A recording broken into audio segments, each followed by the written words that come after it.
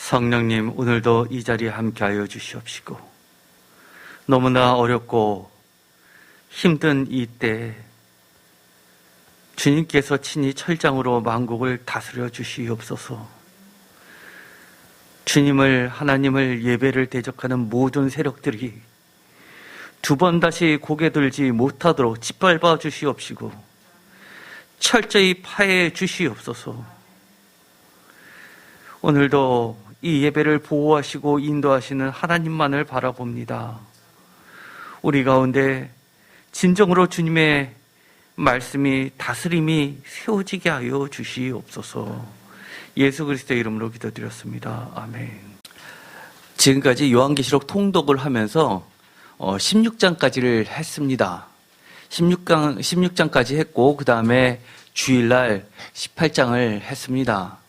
그런데 17장은 저희가 통독을 하면서 조금씩 해서 17장부터 마지막 장까지 중심 내용들은 읽었습니다. 그러면서 17장은 큰 음녀 바벨론의 심판을 이야기했고 18장은 무너지는 바벨론에 대해서 구체적으로, 또 바벨론뿐만 아니라 바벨론 때문에 여러 가지 이익을 받던, 그리고 그것에 속했었던 모든 집단들이 하나님의 심판을, 어린 양의 심판을 받는 것을 보았습니다.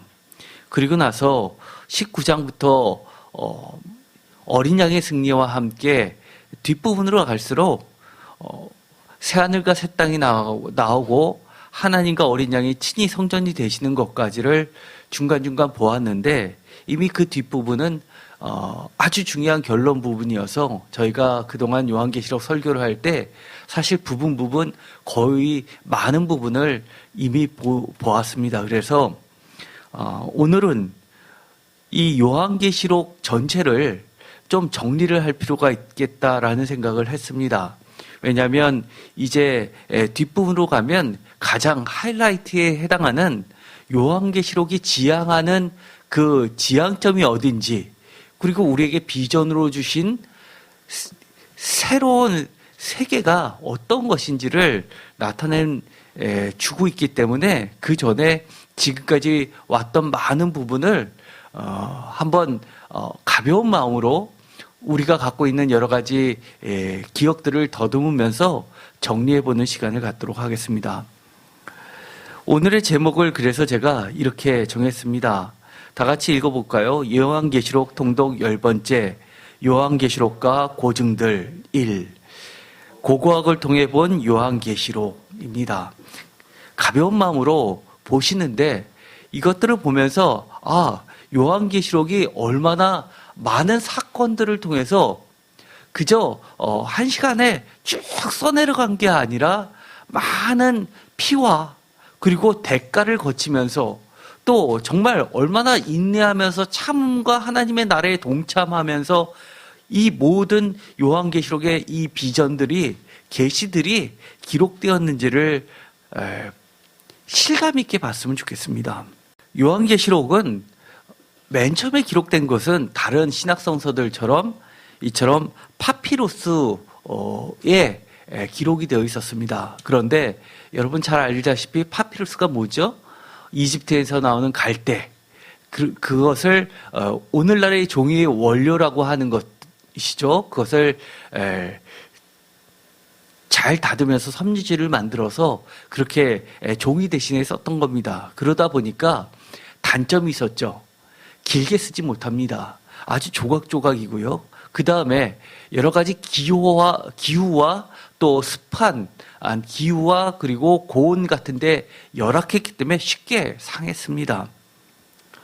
그러다 보니까 이 요한계시록이 제일 처음 기록된 것들은 신약성서와 마찬가지로 파피루스에 의해서 기록된 부분, 조각조각들이 가장 오래된 사본이고 나중엔 그것이 양피지로 옮겨지게 됩니다.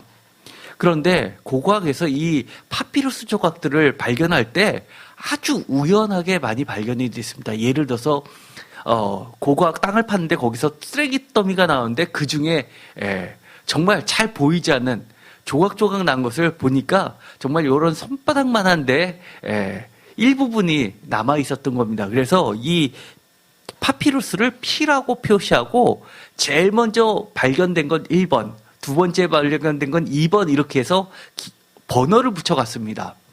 예를 들어서 요한복음에서 가장 오래된 사본이 뭐냐라고 하면 파피루스 P52입니다. 아주 유명한 겁니다. 그래서 그것을 조사해 봤더니만 이 90년에서 늦게 잡아도 120년.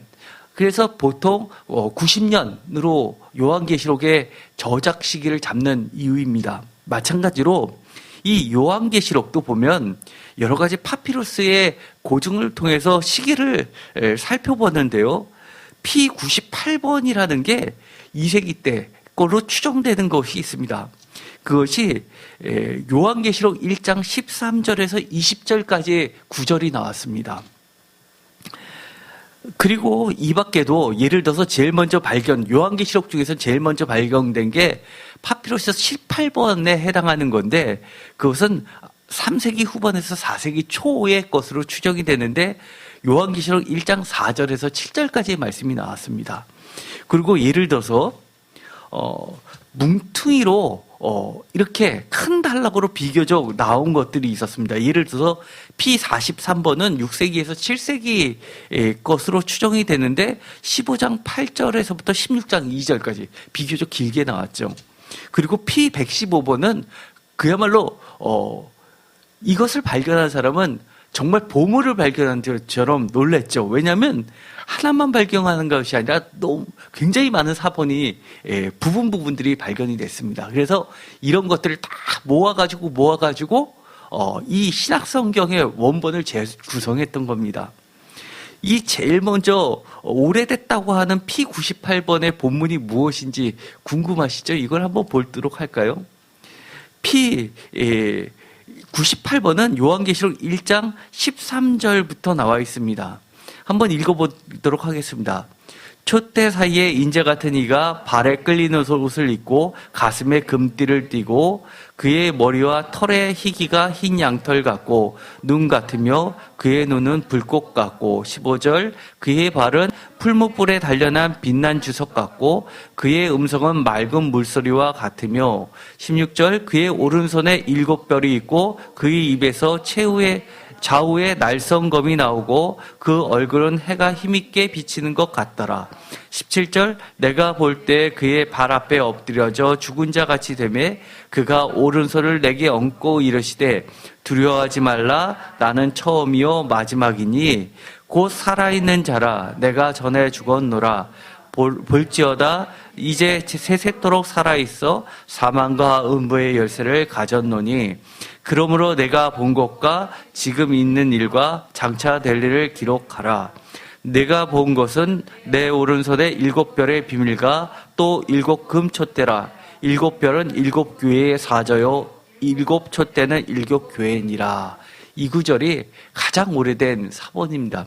이렇게 쪼개져서 보니까 우리가 성경책을 그저 무심코 읽었지만 이 부분이 나오면 이것을 발견했던 이 고고학자는 얼마나 감격스러웠을까. 도대체 요한계시록이 언제 작성될지 몰랐는데 최소한 이것을 봤을 때는 2세기보다는 빠르다는 걸 알 수 있죠. 왜요? 이렇게 정리돼서 나왔다는 것은 누군가가 적어내서 그것을 그 지역까지 보냈고 그 지역에서 또 필사를 했고 하니까 전달되는 기록 시간 그리고 전달되는 루트상의 그 거리 그리고 폭넓게 읽혀졌던 그 기간들을 합치면 최소 이것보다는 빠르다는 것을 알 수 있죠. 그래서 이 요한계시록의 추정 연대는 이것보다는 최소한 빠를 것이라고 보는 겁니다. 이런 파피루스 말고 양피지 형태도 둘둘둘 말려서 좀 통으로 발견되면 얼마나 좋겠습니까? 물론 그런 것도 나왔습니다. 그래서 보통 신약 성경들 양피지로 발견된 것 중에서 보통 오래된 사본일수록 오리지널에 가깝다라고 인정하는 건데요. 보통 지금까지 발견된 사본 중에서 가장 오래된 것이 4세기 겁니다. 신해산 사본이라고 하는 건데요. 신해산에서 발견이 된 겁니다. 이거는 완전한 형태로 요한계시록 1장 1절부터 마지막 절까지 다 통으로 된 사본이었죠. 그리고 이 가로 열고 숫자로는 01번이라고 보통 칭합니다. 그래서 이 01, 02, 04, 025 이렇게 쭉 나가는데요. 01번이 이 뒤에 있는 예를 들어서 0229번보다는 01번이 훨씬 더 원형에 가깝다고 보는 겁니다. 그래서 예를 들어서 01번하고 그 기타 거하고 이문이 발생할 수 있죠. 예를 들어서 약간의 표현들이 달라지면 뭐가 더 오리진에 가까웠을까라고 보면 그 앞에 있는 01번에 해당하는 것이 원문이라고 보는 겁니다. 예를 들어서 이런 것도 있습니다. 복음서에 보면 예수 그리스도를 하나님의 아들 예수 그리스도라고 하는데 어떤 사본은 예수 그리스도만 나와 있는 게 있고 어떤 것은 하나님의 아들 예수 그리스도가 있습니다. 도대체 맨 처음에 하나님의 아들 예수 그리스도였는데 나중에 쓰다 보니까 하나님의 아들을 빼먹은 게 있는 건가? 아니면 원래 하나님의 아들 예수 그리스도였는데 나중에 거기다가 하나님의 아들을 붙였을까? 궁금하잖아요. 그런 것들을 쫓아가는 것들이 이런 학자들이 하는 일인데요.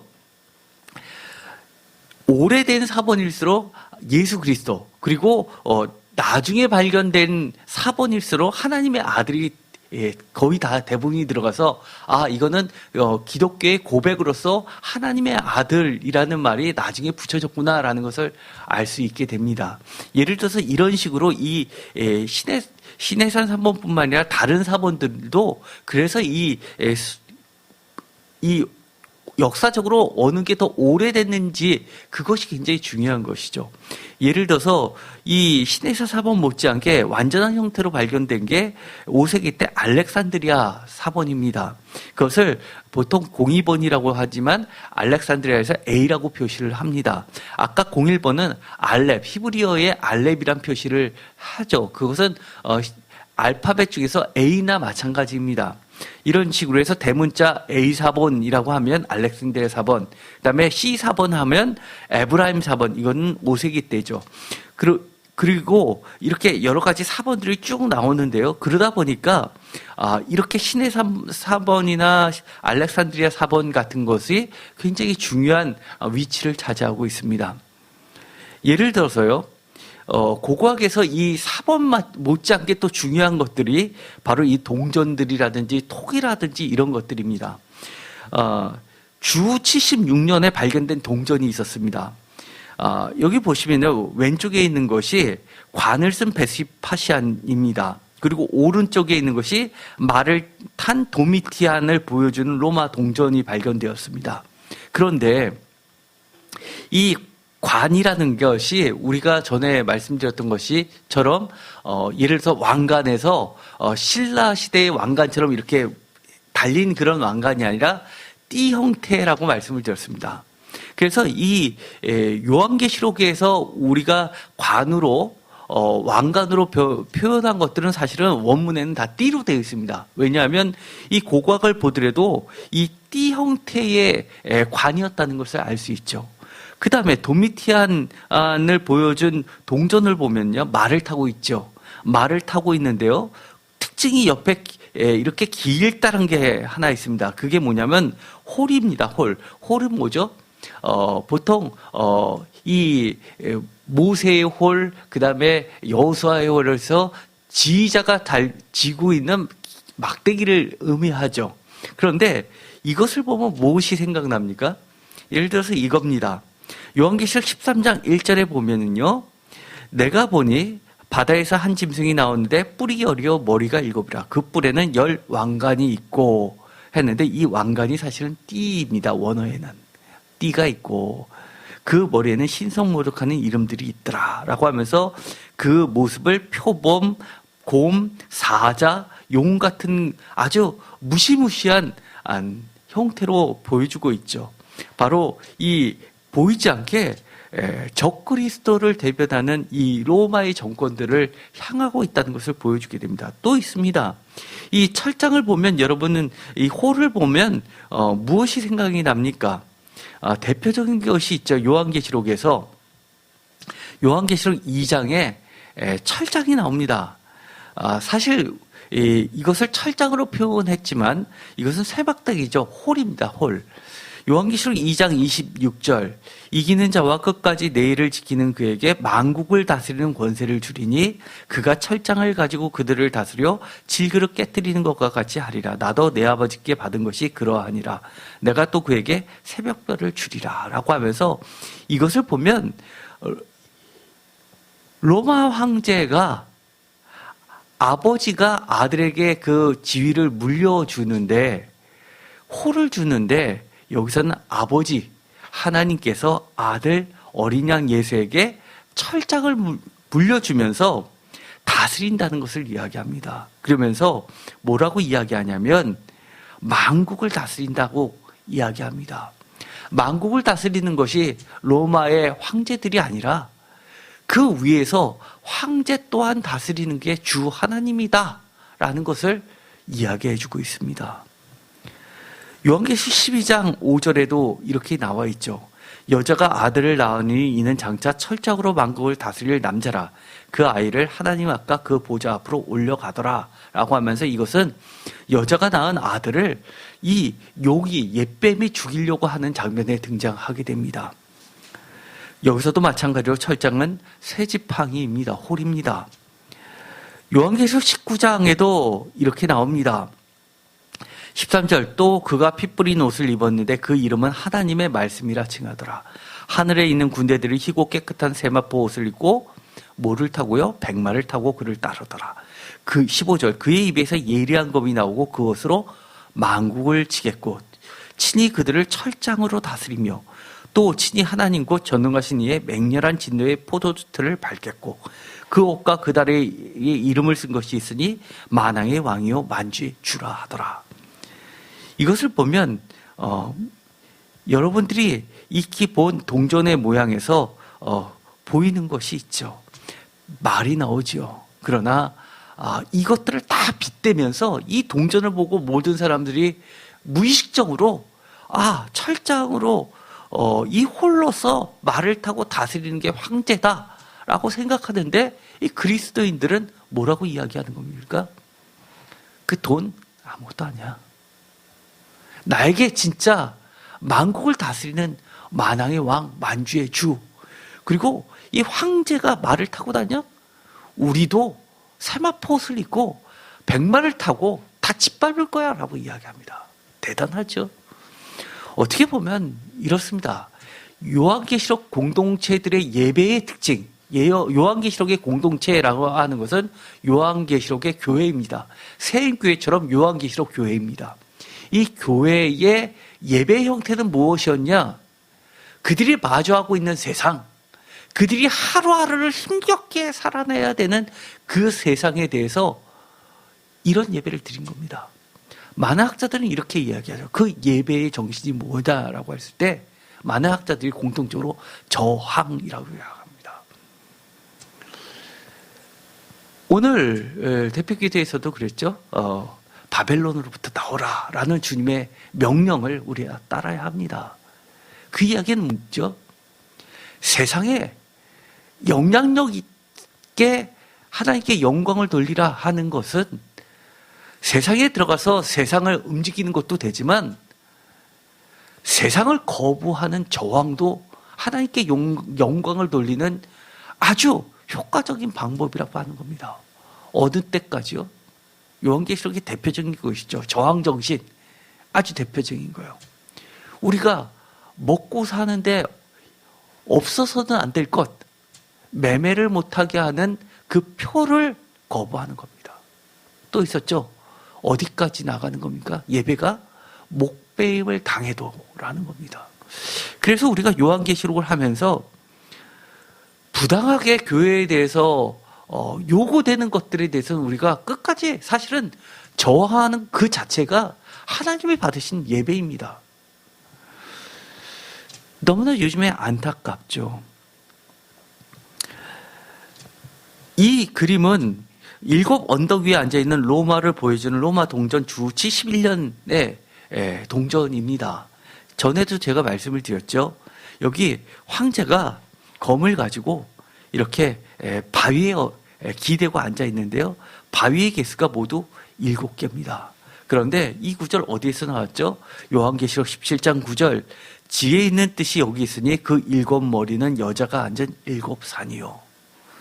또 7왕이라 5은 망하였고 하나는 있고 다른 하나는 아직 이르지 아니하였으나 이르면 반드시 잠시 동안 머무르리라. 전에 있었다가 지금 없어진 짐승은 8째 왕이니 7 중에 속한 자라. 그가 멸망으로 가리라.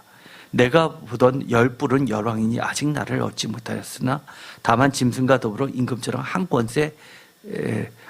한동안 권세를 받으리라. 영원할 것 같죠? 이 권세가 영원할 것 같죠? 그렇지 않습니다. 그렇게 길지 않습니다. 7머리는 여자가 앉은 7산이요. 또 주 1세기 때 이 신전에서 발견된 부조가 나와 있죠. 바다와 땅 위에 서 있는 로마 황제입니다. 아프로디시아스의 제국 신전에서 가져온 부조인데요. 특징이 이 황제가 바다와 땅 위에 서 있습니다. 그런데요, 요한계시록을 보면 이렇게 되어 있죠. 요한계시록 13장 1절입니다. 내가 보니 바다에서 한 짐승이 나오는데 뿔이 10이요 머리가 7이라. 그 뿔에는 10 왕관이 있고 그 머리들에는 신성 모독하는 이름들이 있더라. 내가 본 짐승은 표범과 비슷하고 그 발은 곰의 발 같고 그 입은 사자의 입 같은데 용이 자기의 능력과 보좌와 권세를 그에게 주었더라.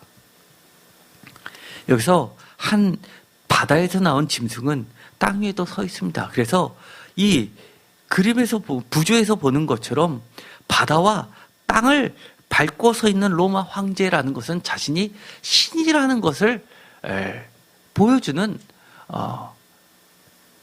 그런 로마 황제 숭배 사상을 강요했다는 것을 알 수 있게 됩니다. 제가 전에 설교를 한 적이 있습니다. 요즘에는요, 새로운 종교가 탄생했다고 이미 오래전부터 신학자들이 이야기를 했었죠. 저도 09년도에 대학원에 신학교를 처음 들어갔을 때 1학년 1학기 때 종교사회학과 교수님이 앞으로의 신흥 종교는 이거다라고 하면서 이야기한 것이 바로 팬심이라는 거였습니다. 팬심이 모든 종교를 다 잡아먹는다는 겁니다. 지금 요새 벌어지고 있는 뭐뭐빠라고 하는 것들 있죠. 저는 거의 종교 광신의 수준까지 갔다고 봅니다. 뭐 정의, 평등 이런 거를 모두 빨아먹는 블랙홀이 돼서요. 어떤 판단도 하지 않는 것을 보면서 완전 광신도의 모습을 띠고 있습니다. 이제는 그것들이 이 교회를 위협하고 있죠. 얼마 전에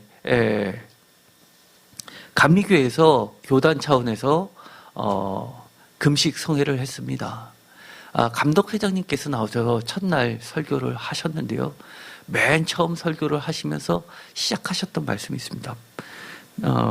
감독회장님께서 기자들하고 이 한국교회 총연합회 임원들하고 같이 기자단하고 회의를 하고 또 간담회도 한 다음에 바로 오셨는데 거기서 기자단들에서 여러 가지 설문조사를 한 게 있었답니다. 근데 그걸 봤는데 기독교인 1000명과 비기독교인 1000명을 선정해서 선문기관에서 설문을 했답니다. 코로나의 교회발 코로나가 몇 %를 차지한다고 생각하십니까? 라고 설문조사를 했는데요. 몇 프로 정도 나왔을 것 같습니까? 비기독교인이나 기독교인 1000명이나 비기독교인 1000명이나 거의 비슷하게 나왔답니다. 놀랍죠? 적게 42%, 많이 48%. 그런데 실제로 정부에서 발표한 교회발이라고 하는 코로나 건수와 지금까지 누적된 총 건수를 비교해 드리면 교회발은 7%였답니다. 그런데 왜 심지어 기독교인도 머릿속에 42%라고 기억합니까? 이런 것들이 문제인 겁니다. 저는 여러 차례 얘기했죠. 코로나 방역을 위한 건지 교회 탄압을 위한 건지 잘 도무지 구분이 안 갑니다. 또 요한계시록과 출애굽 전순의 재앙들에 대해서 여러 가지 비교를 한 것을 제가 전에 설교 때 한번 각자 집에 돌아가셔서 한번 보라고 말씀을 드렸었죠. 예를 들어서 출애굽 전승들에 대해서는 시편 78편, 105편, 그 다음에 요한계시록 8, 9장과 16장이 나옵니다. 그리고 다른 데서도 아르타파누스라는 이런 고고학 같은 데서도 발견이 되는 것들이 있습니다. 그런데 우리가 좀 주목해야 될 것들은요, 성경에서 이야기하는 이 출애굽의 10가지 재앙이라는 것은요, 다 사실은 예를 들어서 지금 전 세계를 흔들고 있는 이 전염병, 단순히 병의 차원이 아니라 출애굽에서 이야기하는 여러 가지 질병들, 이런 것들은 하나같이 우상들과의 싸움이었다는 겁니다. 예를 들어서요, 이 첫 번째 나일강을 피로 물든 사건은 이제 나일강의 수호신 크놈이라는 신과의 싸움입니다. 또 나일강의 이 신의 핏줄로 형성되었다는 신이 오시리스라는 신인데, 바로 크눔과 오시리스에 대한 파멸을 이야기한 게 첫 번째 재앙이었다는 겁니다. 두 번째, 개구리. 이 개구리는 요한계시록에도 나오죠. 음료와 더러운 영들을 이야기할 때 개구리를 이야기합니다. 개구리는 애국 같은 데서는 이것을 부활과 생명을 주는 신, 산모의 신으로 떠받들었습니다. 왜냐하면 개구리는 굉장히 그 올챙이를 통해서 아주 번식력이 강하죠. 그리고 겨울잠을 자고 깨어나니까 부활을 이야기하는 겁니다. 그런데 그것을 침으로써 그것이 숭배의 대상에서 싫어서 없애버려야 될 존재로 바꿔버리는 전적이 두 번째이고요. 이도 특별히 어떤 것과 연결된 것은 발견되지 않았지만 고고학에서 다만 추정이 되는 것은 있습니다. 예를 들어서 언어 자체가 흙과 연관됐다고 보는 겁니다. 예를 들어서 게브라는 신이 있는데 이것이 바로 이 이와 관련되었던 것으로 추정을 하고 있습니다. 그 다음에 파리떼, 네 번째 재앙인 파리떼는 케파라라는 풍뎅이 모습을 한 신을 섬겼는데, 그것과 이 파리떼로 번역을 해서 이 신과의 우상과의 싸움을 이야기한 겁니다. 다섯 번째, 악질과 가축병. 이거는 암소의 모습을 한 신들의 어머니라고 불리는 하토로, 그리고 신이 부리는 황소신, 그리고 자선 번식의 신 음네비스, 아피스, 이런 신들을 숭배하고 있었는데, 이런 것들이 질병이 걸리는 것으로 인해서 하나님께서 이 우상들을 제거하는 모습을 나타내고 있고요. 여섯 번째, 독종에 대한 재앙도 이모탭이라는 치료신을 섬겼는데, 그들이 이 독종을 치료하지 못함으로 인해서 바로 하나님께서 직접적으로 그들의 신들을 멸하시는 걸로 나타내고 있습니다. 또 일곱 번째, 우박의 재앙은 하늘을 지키는 여신 누트를 섬겨왔고, 생명을 주는 여신 이시스를 섬겨왔고, 곡식을 보호하는 신 세트를 섬겨왔는데, 이 우박이 하면서 이 결실들을 다 망가뜨리면서 이 누트와 이시스와 세트를 다 멸하는 것을 보여주고 있습니다. 메뚜기 때 이것도 마찬가지로 이스신, 곡식의 보호신에 해당하는, 특별히 메뚜기 떼에서 곡식을 보호한다는 세라피아라는 이 신을 섬겨하는데, 이 신에 대한 파멸을 바로 메뚜기 떼의 재앙으로 나타내고 있습니다. 또 3일간의 흑암, 이것은 장자의 죽음 바로 전에 있는 가장 강도가 센 거라고 했는데 사실은 흑암이 그렇게 세냐라고 했지만 이건 상징적인 의미가 있습니다. 왜냐하면 이 바로드는 다 뭐의 아들이라고 그들이 믿고 있었냐면 태양신의 아들이라고 믿고 있었기 때문에 이 3일간의 흑암은 곧 바로의 죽음을 상징하는 것이었기 때문입니다. 그리고 마지막에 장자의 죽음, 이것은 바로 생명을 바로 직접적으로 치는 가장 결정적인 재앙이었죠. 그래서 이것으로 인해서 유월절에 생기게 됩니다. 요한계시록 16장에 보면 마찬가지로 악하고 독한 종기에 대한 이야기가 16장 2절에 나오고요. 그리고 바다의 피를 부른 사건 바로 16장 3절에 나오게 됩니다. 물군원도 마찬가지고요. 그 다음에 요한계시록 16장 8절도 보면 해에 대한 것, 그리고 또 10절에 보면 어두움에 대한 것, 그리고 11절에 종기에 관련된 것, 그 다음에 13절에 개구리 같은 것을 치는 여러 가지 재앙들이 나오는데 이것들은 다 그들이 갖고 있었던 뿌리 깊은 우상들에 대해서 다 철저한 심판을 이야기하는 겁니다.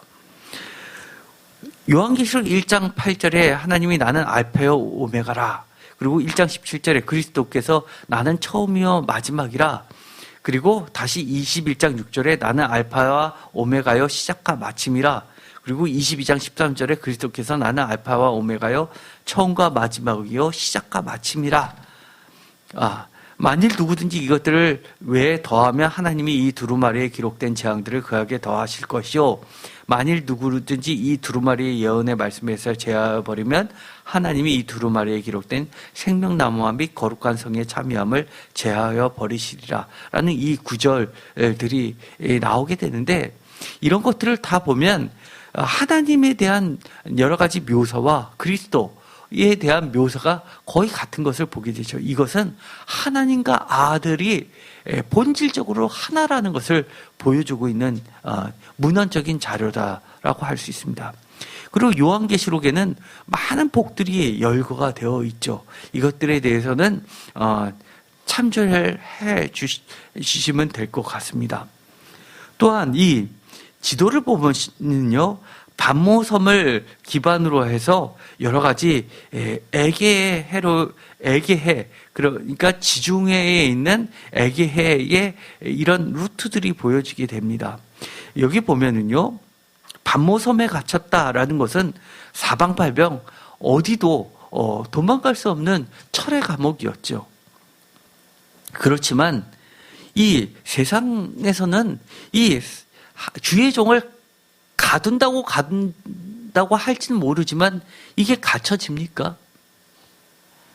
거기서 기록된 이 계시는 지금 2000년이 지난 오늘날에도 우리에겐 상상하게 전달되고 있는 겁니다. 이 반모섬에 대한 이야기는요, 묘비에서 초대교회 이후에는 매우 인기 있는, 그리고 굉장히 상징적인 의미를 가지고 있는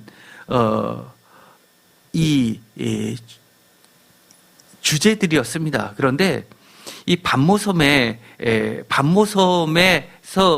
가족의 모습을 보여주는 묘비가 3세기 때 발견이 되었습니다. 또 이 요한계시록 1장 9절에도 이 반모라 하는 섬에 갇혔다라고 요한은 자기 자신을 소개하고 있죠.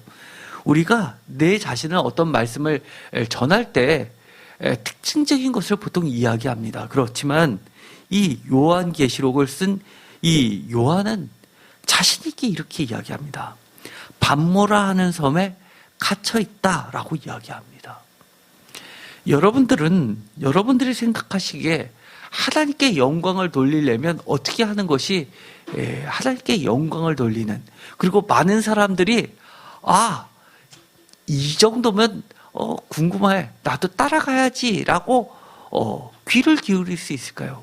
오늘날에는 많은 여러 가지 타이틀들을 제공합니다. 예를 들어서 어떤 의사 출신, 변호사 출신, 심지어 교수 출신이, 어떤 판사 출신이 목사님이 아니래도 평신도로서 이렇게 말씀을 전한다고 하면 사람들이 많이 나오고 방송에도 많이 나오죠. 그러나 얼마나 격세지감을 느끼는지 모릅니다. 오히려 거꾸로입니다. 밤머라 하는 섬에 갇혔다라는 그 자체가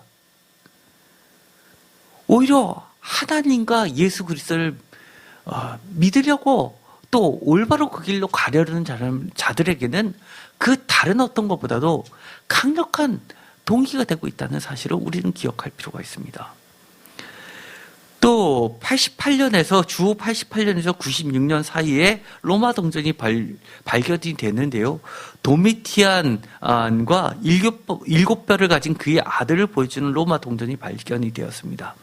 도미티안이 자신의 아들을 낳고 나서, 왕자죠. 그리고 나서 기념주화를 발견했는데 7뼈 위에 이렇게 뛰노는 아기의 모습을 만들었습니다. 그렇지만 우리가 잘 알고 있는 구절이 있죠. 요한계시록 1장에 보면 13절에 촛대 사이에 인자 같은 이가 발에 끌리는 옷을 입고 가슴에 금띠를 띠고, 이건 제사장의 모습이라고 그랬습니다. 그런데 16절에 보면 그의 오른손에 7뼈이 있고 그의 입에서 좌우에 날성검이 나오고 그 얼굴은 해가 힘있게 비치는 것 같더라. 그러면서 17절에 나는 처음이요 마지막이니, 18절 곧 살아있는 자라 내가 전에 죽었노라 볼지어다 이제 세세토록 살아있어 사망과 음부의 열쇠를 가졌노라 라고 하면서 이 도미티안 얼마나 요한계시록 공동체들을 핍박했던 왕으로 기록되고 있지 않습니까? 이 도미티안은 살아난, 부활한 네로라고도 불리는 황제입니다. 그런데 이 기념주화에서 보면 새벽별을 쥐고 있는 자는 이 황제가 아니라 요한계시록 1장 16절에 있는 예수 그리스도입니다. 그의 오른손에 7뼈이 있고 라고 이야기합니다. 에베소라는 것은 제가 에베소 교회에 보낸 편지에서도 여러 가지 사진을 보여드린 적이 있습니다. 그런데 이 에베소는요, 굉장히 그 당시에 아시아 지역에서 굉장히 중요한 지역이었죠. 그런데 주전 3세기 때 기념문이 요한계시록이 쓰여지기 훨씬 이전인데도 불구하고 어떤 문구가 있었냐면요. 기념문에 주전 3세기입니다. 황제 가이사 아우구스도 신의 아들 대제사장과 그의 가족 구성원들에게 봉헌되었다라는 문구가 써 있었습니다. 즉 황제 가이사라는 것은 시저를 이야기하죠. 시저 아우구스토는 누구라고 이야기합니까? 신의 아들. 아까 예수 그리스도를 하나님의 아들이면서 뭐로 표현을 했습니까? 가슴에 금띠를 띤 에봇을 입은 대제사장의 옷을 입은 이 대제사장의 모습으로 예수 그리스도를 묘사하고 있죠. 바로 황제 가이스토 아우구스토가 신의 아들 대제사장이 아니라 요한계시록은 대놓고 이야기합니다. 헛소리하지 마. 신의 아들 대제사장은 예수 그리스도야 라고 대놓고 이야기하는 겁니다. 이 정도 되면 사실은요, 이 요한계시록이 정부에 의해서 다 걷어들여서 불태워져서 사라지지 않은 것이 사실은 하나님의 기적입니다. 얼마나 많이 그것을 발굴해서 찢어버리고 태우려고 했고, 또 그 노력에 비해서 더 많은 노력과 희생의 대가로서 이것을 계속 필사해야 하는지를 우리는 짐작할 수 있게 하는 겁니다. 요즘 젊은 학생들은 잘 이해를 못할 겁니다. 제가 대학생 때만 해도요, 소위 말해서 금서라고 하는 것들 있죠. 그런 거를 집에 갖고 있으면 부모님들이 굉장히 화를 내셨죠. 그거를 버리지도 못하게 하고 태워버리게 하셨습니다.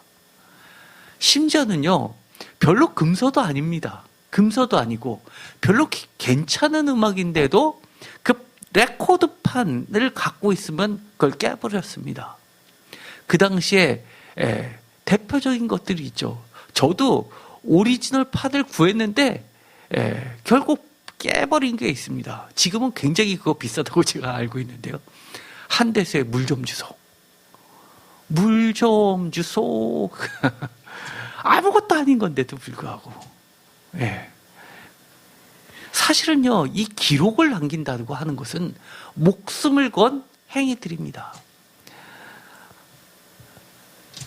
요한계시록 1장에 보면 이렇게 되어 있죠. 요한은 아시아에 있는 7교회에게 편지하노니 4절 이제도 계시고 전에도 계시고 장차 오실 이와 그의 보좌 앞에 있는 7 영과 또 충선된 증으로 죽은 자들 가운데서 먼저 나시고 땅의 임금들의 머리가 되신 예수 그리스도를 말미암아 은혜와 평강이 너에게 있기를 원하노라. 우리를 사랑하사 그의 피로 우리 죄에서 우리를 해방하시고 그의 아버지 하나님을 위하여 우리를 나라와 제사장으로 삼으신 그에게 영광과 능력이 세세토록 있기를 원하노라. 아멘. 이 구절 우리는 그저 아무렇지도 않게 읽고 지나갔을 겁니다. 그의 아버지 하나님을 위하여 우리를 나라와 제사장으로 삼으신 그에게 영광과 능력이 세세토록 있기를 원하노라. 아멘.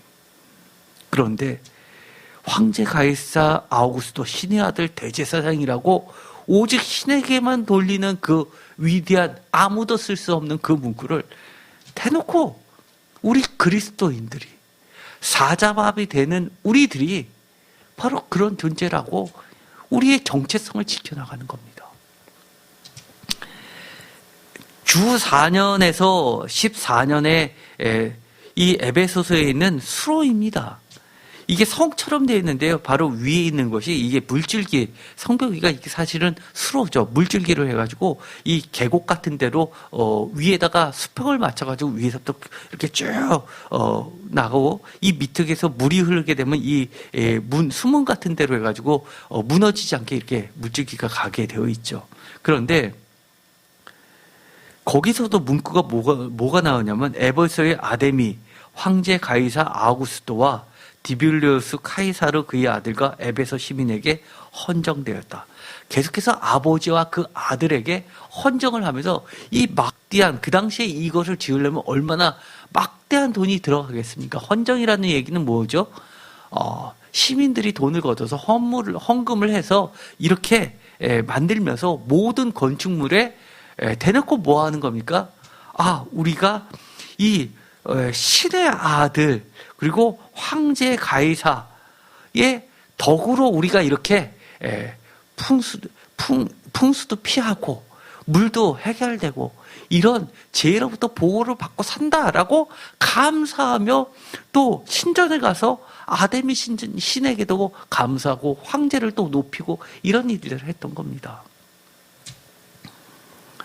주 41년에서 42년 사이에 글라디오스 황제와 아데미 신전을 보여주는 그런 문양이 에베소에서 출토된 동전에 그려져 있었습니다. 이 정도 되면 황제 숭배의 사상이 얼마나 단순히 로마뿐만 아니라 아시아 지역까지 로마가 지배하는 모든 지역에 아주 광범위하게 그리고 일상 깊숙이 관여되었다는 것을 보게 됩니다. 요한계시록 2장 1절 에베소 교회의 사자에게 편지하라. 오른손에 있는 7별을 붙잡고 7 금촛대사를 거니시는 이가 이르시되 내가 내 행위의 수고와 내 인내를 알고 또 악한 자들을 용납하지 아니한 것과 자칭 사도라 하되 아닌 자들을 시험하여 그의 거짓된 것을 내가 드러낸 것과 또 내가 참고 내 이름을 위하여 견디고 게으르지 아니한 것을 아노라. 이것을 보면은요, 이 동전을 통해서 이 신전까지 새겨진 것을 보면 얼마나 이 에베소에 살고 있는 에베소 교회의 교인들이 얼마나 힘들게 신앙을 지켜갔고 그들이 매일매일 부딪히는 그 위험 속에서도 신앙을 지키고 유지해야 하고 그 다음 세대에게 전달했는지를 보여주게 됩니다. 오늘은 시간이 돼서 오늘 여기까지 하고요. 다음 시간 계속해서 이렇게 정리를 좀 하도록 하겠습니다. 이렇게 고고학자 자료들하고 같이 성경을 보니까 좀 어떠신가요? 이 성경 구절들이 그게 왜 이렇게 길어가 아니라 한 구절 한 구절이 얼마나 피해 대가고 목숨의 대가로 이 하루하루를 정말 믿음을 지키기 위해서 애쓰고 수고하고 인내하면서 참고 왔는지를 짐작을 좀 하시게 될 줄 믿습니다. 우리가 오늘을 살면서 여러 가지 힘든 요소들이 있습니다. 그러나 이 요한계시록을 통해서 우리에게 끊임없이 보여주는 것은요, 단순히 하나님의 뜻이 이거다라고 계시해 주는 것뿐만 아니라 그 계시를 받아들이는 성도들이 얼마나 이 세상에 속하지 않고 저항하면서 예배를 드렸는지 그것을 또한 우리는 봐야 됩니다. 기도하고 마치겠습니다. 하나님 감사합니다. 우리가 너무나 쉽게 그동안 신앙생활을 해왔던 것을 회개합니다. 우리가 오늘날 우리 손에 쥐어진 하나님의 귀한 성경책 요한계시록을 통해서 우리가 요한계시록 공동체 교회의 그 신앙, 정신을 우리가 닮을 수 있게 하여 주옵소서. 예배 시간이 그들에게 얼마나 끔찍하고 인내하고 힘든 과정의 시간이었음을 우리가 보게 됩니다.